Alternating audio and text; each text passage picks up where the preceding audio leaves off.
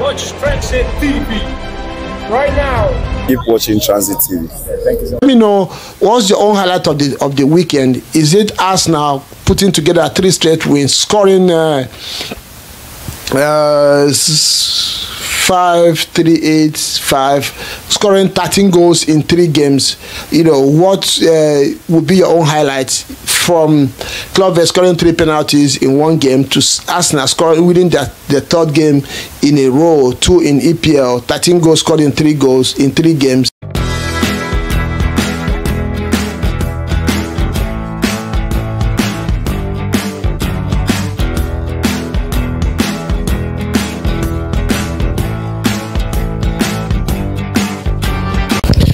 Tranzeet TV, welcome back again to our Saturday EPL roundup, tidbits of the talking points of the games that are played today, Saturday, March day 13 in the EPL. And we have some very interesting results. I'm going to run through them right quick, and this is bringing you some roundup in case you didn't have time to watch the games today.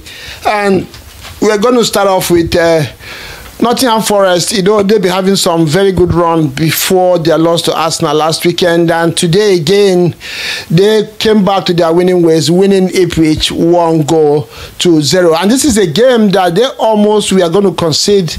Remember, Olaino had to make a goal line clearance for Nottingham Forest in this one, and after that led to their goal, and they managed to see out this one against Ipswich 1-0, returning back to winning ways, and Ipswich looking like a relegation bound, even with all the good performances they've been having. Last weekend as well, they lost to Manchester United after a very, very good performance and show of themselves out there.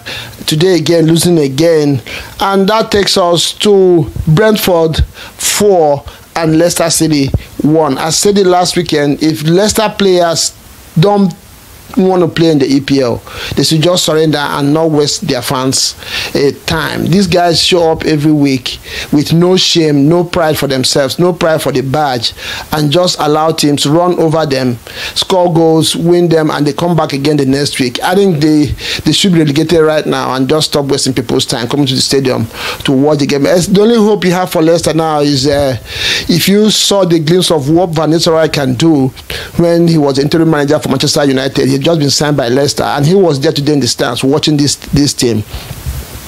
And somebody said, if you are a football manager, if a team is not struggling, you don't get a job. So I'm sure he is relishing this one, and obviously would have his own plans to implement, and I hope it goes well for him and Leicester. Of course, being a Nigerian, you know there are some Nigerian players in that team, and I expect them to do better. And one of the decisions I will want Van Nistelrooy to take as soon as he takes in Leicester City will be to return Wilfred Ndidi as a defensive midfielder, as a 6 for Leicester. I don't know where Cooper got the idea to move that young man as a right 8. That's not where he played. He has always been a defensive-minded player. He started his career as a centre half, if you don't know, for Nigeria under 17, played in that same position in Denmark before he was signed by Leicester, and he excelled as a DM for Leicester in the glory years for the years that he played well for Leicester. All of a sudden, they show up in EPL this season, and I seen Ndidi playing as a right 8. I don't think that's where he belongs. I don't think that's good for Leicester. I don't think it's good for Ndidi as well.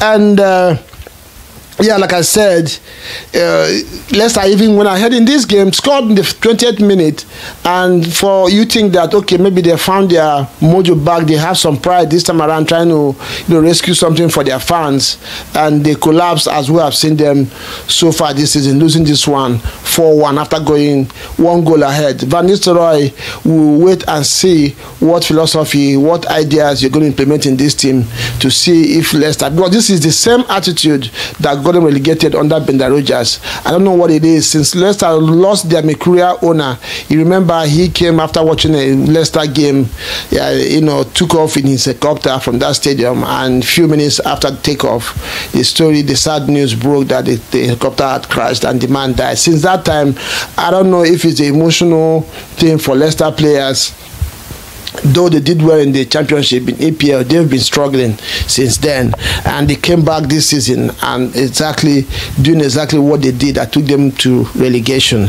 The next game was going to be Crystal Palace 1, Newcastle 1. That game,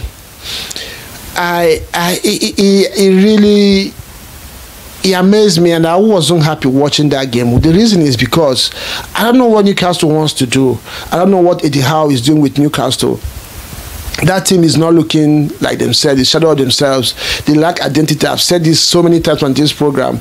They lack identity. You don't know what you're going to get with Newcastle. The only thing that is consistent with Newcastle is the physicality. Today, there was no idea. There was no philosophy. They didn't look like they wanted to score. You couldn't really pick out what Newcastle was trying to do today. On the other hand, Crystal Palace had intentions, got forward, created chances, but they all went begging. And against the run of play, Newcastle goes one goal up without a shot on target. By the 70th minute of this game, Newcastle had no shot on target, but they were leading 1-0. And you ask how? How is because there was a cross, and their captain, Gehi, considered an own goal, which gave Newcastle the lead. And this goal came against the run of play. Crystal Palace continued to hound Newcastle, created chances. Of course, every now and then, with the close that Newcastle has, they conjure something. And if there was any hope that this was going to change, of course, midway into the first half, Isaac got injured and was replaced by Callum Wilson, who just coming back from injury. Just saw, I think, 10 or 15 minutes last weekend. So we're not going to expect too much from him. They're still trying to come back to full fitness. So Newcastle, we are just blunt up top. They didn't look like they were going to score. They didn't look like they had any plans on how to score except set pieces. And Crystal Palace, on the other hand, we are just abysmal, especially with chances, squandering them and not taking them as they came. But of course, Gehi, again, for me, who is the man of the match for two opposite reasons. Toward the end of that game, stayed up top, abandoned his position as the centre half, was up there trying to find a way to get Crystal Palace back into the game.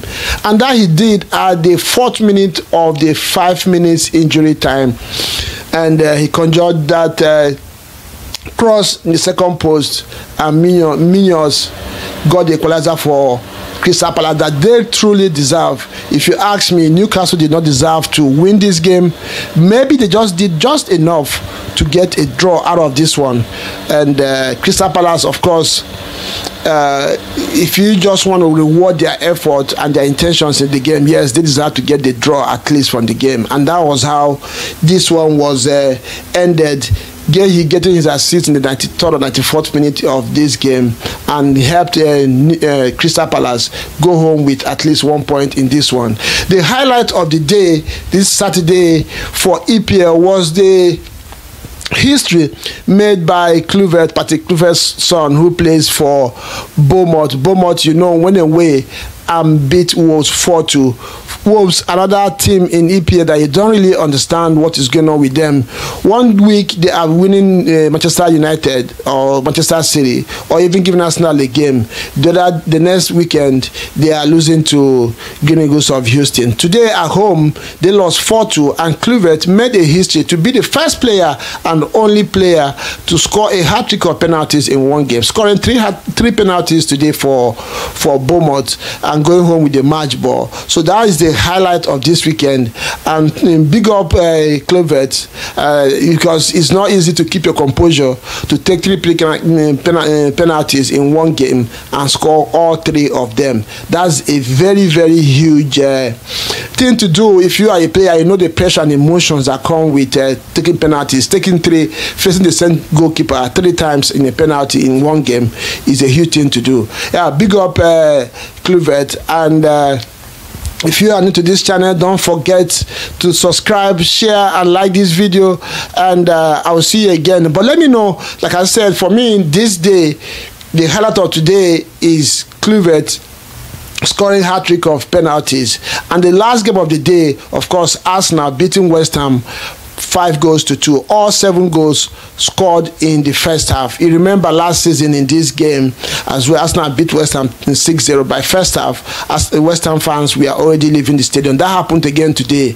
But of course, when West Ham came back to 4-2 in the first half, the fans, some of them returned back, and Arsenal, of course, put the final nail on the coffin by scoring the 5th one penalty from Bukayo Saka, who had earlier created the assist for Gabriel's goal. Yeah, so let me know, what's your own highlight of the weekend? Is it Arsenal putting together 3 straight wins, scoring 5-3-8-5, scoring 13 goals in 3 games? You know, what would be your own highlights from Kluivert scoring 3 penalties in 1 game to Arsenal winning the 3rd game in a row, 2 in EPL, 13 goals scored in 3 goals in 3 games?